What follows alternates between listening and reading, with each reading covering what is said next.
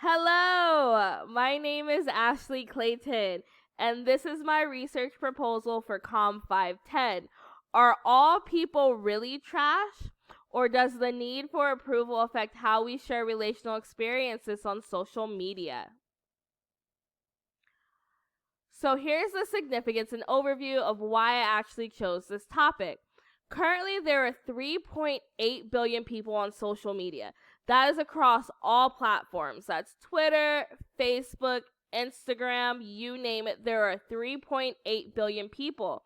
And these people are expressing various areas of their personal lives, from family announcements to dating experiences, and even going as far as to expressing like when they're feeling depressed and things of that nature. Over the past few years, there has been an increase in people online expressing negative dating views, both men and women. And some of the reasons women have expressed these dating views is because they've either been in a relationship where their spouse or partner has cheated, they've experienced sexual harassment out on dates, and then for men, a lot of the times they have what's called going on foodie dates, or where women are using essentially men for food. They're just going on dates without any real relational interest, and they just want a free meal. And so a lot of different men and women have been expressing these experiences online. These different circumstances, it has actually increased the number of negative phrases and conversations across social media surrounding both genders, where women are saying that all men are trash, and men are saying women use men for food. And so, what this project or what this presentation was really analyzing was, are these experiences the only experiences that are expressed online, or essentially, where are the positive dating and relational experiences coming from? Like, where are they actually occurring? So as I researched and I began to develop this topic, I came across a number of different studies that showed that the majority of the time these positive dating experiences are only expressed during monumental moments. And so that's like when a baby is being born or someone's getting engaged. So when you're seeing like all these big announcements across social media, they're typically in regards to the really big positive moments. But they tend not to highlight the moments where their spouse is just taking them on a casual date, or they just bought them flowers or something like that. It tends to be on the larger scale. And so with this, there is actually limited research on these relationships. There's limited research on relationships in general when it comes to social media and dating, but there's really limited research across the board on why people tend to express one over the other. So with this limited research and with the limited studies I was able to find, I noticed that there was a niche and that there was room for more development across the communication discipline. So that's where I came up with my research question of, do more men and women discuss negative or positive dating experiences online? And does the fear of isolation affect what dating experiences people share on social media? So we'll get into that a little bit in a minute, but what we're really going to be looking at as my theoretical framework is the Spiral of Silence by Noel Newman. And that tends to talk about politics, and it doesn't really tend to fall in line with other directions.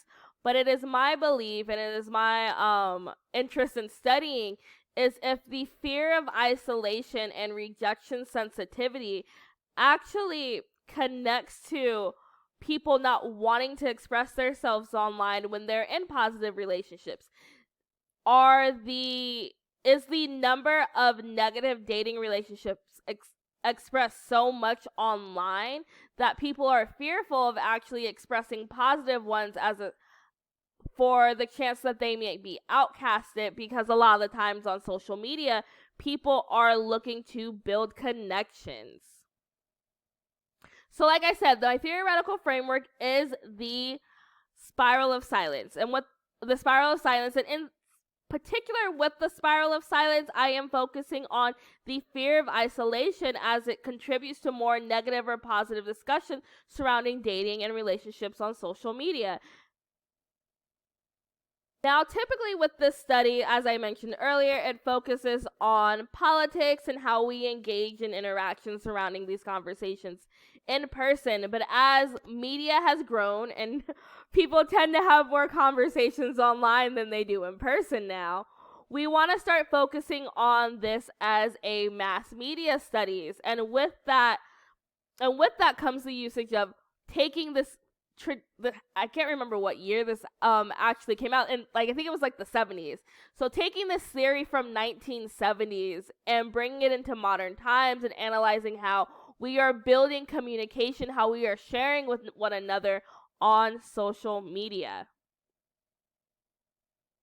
And so the methodology I want to propose as a part of the study is I want to take a quantitative approach and really do a content analysis on Twitter, where I will create a list of keywords and phrases and go actually onto the Twitter search engine and see how often certain phrases come up and if these phrases are under a negative scope or a positive scope in regards to relationships and dating experiences.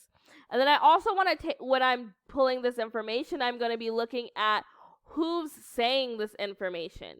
And so is it a man? Is it a woman?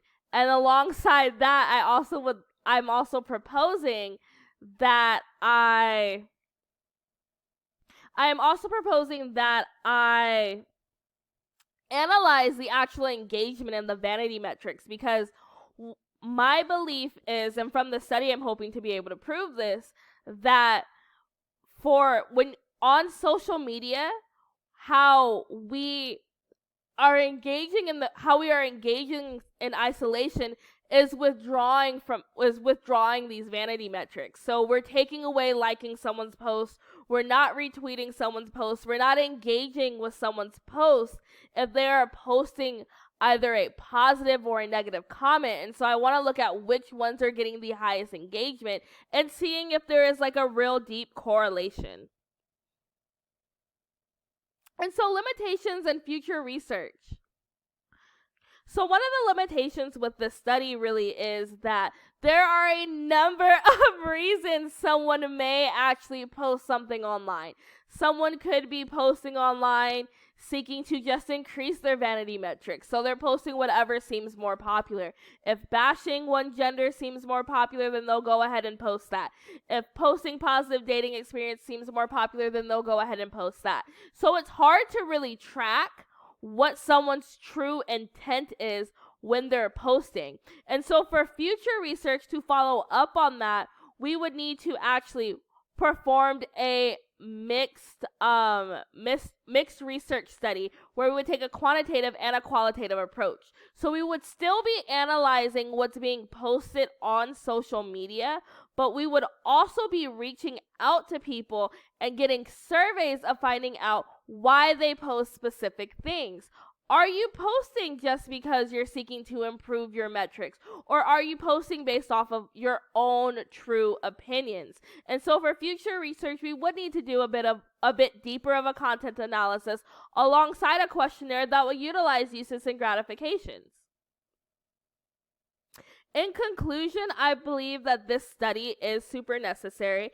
There is limited information and regarding the spiral of silence outside of anything other than politics. But it is very prevalent in a large portion of our lives that people tend to withdraw when they're fearful that they will be isolated from others, when they are fearful that something is going to be taken away from them. And so in this regard, isolation would be taking away vanity metrics. And so I'm looking to see if people do tend to withhold their opinions because of vanity metrics.